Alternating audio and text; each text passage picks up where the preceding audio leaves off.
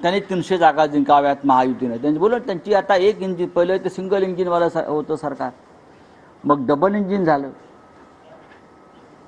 शिंदे का मिंदेगड घेतल्यावर, मग अजित पवारांना घेतल्यावर ट्रिपल इंजिन झालं, मग मनसेला घेतलं, मग 4 इंजिनवालं त्यांचं महायुती झाली. अजून काही छुपे इंजिनसुद्धा ते लावत असतात.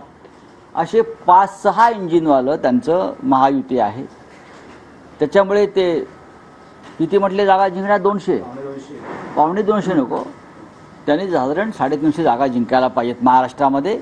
नरेंद्र मोदींचा 400 पारचा जो नारा आहे तो त्यांना पूर्ण करता आला नाही, तो त्यांनी महाराष्ट्रात 400 पार करावा. जरी महाराष्ट्रात साधारण 250-300 जागा असल्या, 145चं बहुमत आहे, 288, त्याच्यामुळे महाराष्ट्रात त्यांनी 400 पार, देवेंद्र फडणवीस आणि त्यांच्या 5 इंजिनवालं जे युती आहे त्यांनी महाराष्ट्रात 400 पारचा नारा द्यावा, काही हरकत नाही, लोकशाही आहे.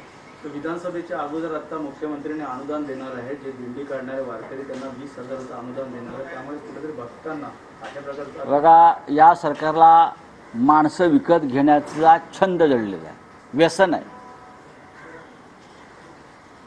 हे व्यसन आहे की प्रत्येक गोष्ट मतं विकत घ्यायची, अधिकारी विकत घ्यायचे, सत्ता विकत घ्यायची, आमदार विकत घ्यायचे, खासदार विकत घ्यायचे, माणसं विकत घ्यायची. पैसे आहेत चोरीचे, पण त्या चोरीच्या पैशातून महाराष्ट्राची संस्कृती असलेल्या वारकरी संप्रदायाला सुद्धा विकत घेण्याचा प्रयत्न काल झाला. 20-20 हजार रुपये आतापर्यंत तुमच्याकडे कोणी वारकऱ्यांनी मागितले होते का? एक परंपरा, संस्कृती, हजारो वर्षाची संस्कृती आहे. तुमच्याकडे मागितले कोणी पैसे?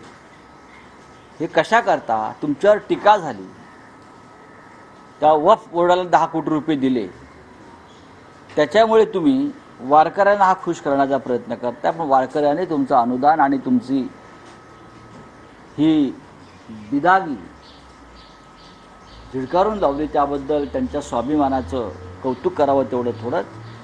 कालच्या निवडणुकीमध्ये सुद्धा अशा प्रकारचे प्रचंड पैसे वाटप झालं. अनेक धार्मिक मंडळांना पैसे दिले, क्रीडा मंडळं असतील, गणेश मंडळं असतील, त्यांना पैसे देऊन मतांची हेराफेरी करण्याचा प्रयत्न केला. तोच प्रयोग शिंदे सरकारनं वारकऱ्यांवर केला, पण वारकरी अशा कोणत्याही मोहापासून कायम लांब राहिले. ज्ञानेश्वर माऊली असतील, तुकोबा माऊली असतील, यांना अशा प्रकारच्या मोहमायेपासून कायम दूर राहण्याची जी आत्मिक शक्ती मिळालेली आहे त्यांनाच वारकरी म्हणतात. बावनकुळेने असं विधान केलं आहे, महाविकास आघाडीमध्ये 5 ते 6 मुख्यमंत्री झाले आहेत, आमचा मुख्यमंत्री एकनाथ शिंदे असेल, महायुतीमध्ये यातली कोणतीही चर्चा झाली नाही, देवेंद्र फडणवीस आमचे भाजपचे नेते, मुख्यमंत्री नसून ते आमचे नेते.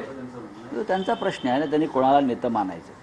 त्या नेत्याचा लोकसभेत दारुण पराभव महाविकास आघाडीने केला आहे आणि स्वतः बावनकुळे ज्या मतदारसंघात आमदार राहिले आहेत त्या मतदारसंघामध्ये महाविकास आघाडीचे उमेदवार साधारण 25,000 मतांनी पुढे आहेत. बावनकुळ्यांनी जरा ऑडिट करावं त्यांच्या मतदारसंघाचं. नीतीश कुमार के बाद नायडू भी नाराज चल रहे कि बीजेपी स्पीकर पर छोड़ने को तैयार नहीं है. अभी मैं उसके बारे में क्या बोल सकता हूँ. आपने भी कहा था कि हम सपोर्ट करेंगे. बात ऐसी है कि अगर ऐसा कोई प्रस्ताव आता है स्पीकर के बारे में इंडिया आघाड़ी के पास, तो इंडिया आघाड़ी के लोग एक साथ बैठेंगे, फिर राहुल गांधी जी, खरगे जी, उद्धव ठाकरे जी, शरद पवार जी, सब हम एक साथ बैठकर, ममता जी, उस बारे में निर्णय लेंगे. अगर कोई मौका मिलता है लड़ाई का तो ज़रूर हम नहीं छोड़ेंगे मौका.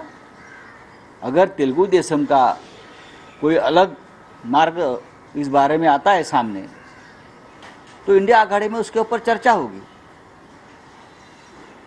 और हमें पूरा विश्वास है, जैसे राहुल गांधी जी ने कहा है कि हम चुप बैठे नहीं हैं, जब भी हमें मौका मिले सरकार को गिरा देंगे. मोठी जबाबदारी त्यांना देणार आहे. चांगली गोष्ट आहे.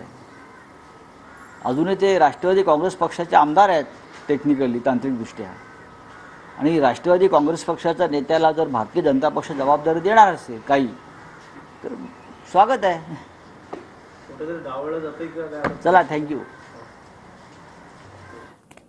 राज्यातल्या महायुती सरकारला माणसं विकत घ्यायची सवय असल्याचा टोला राऊतांनी लगावलेला आहे.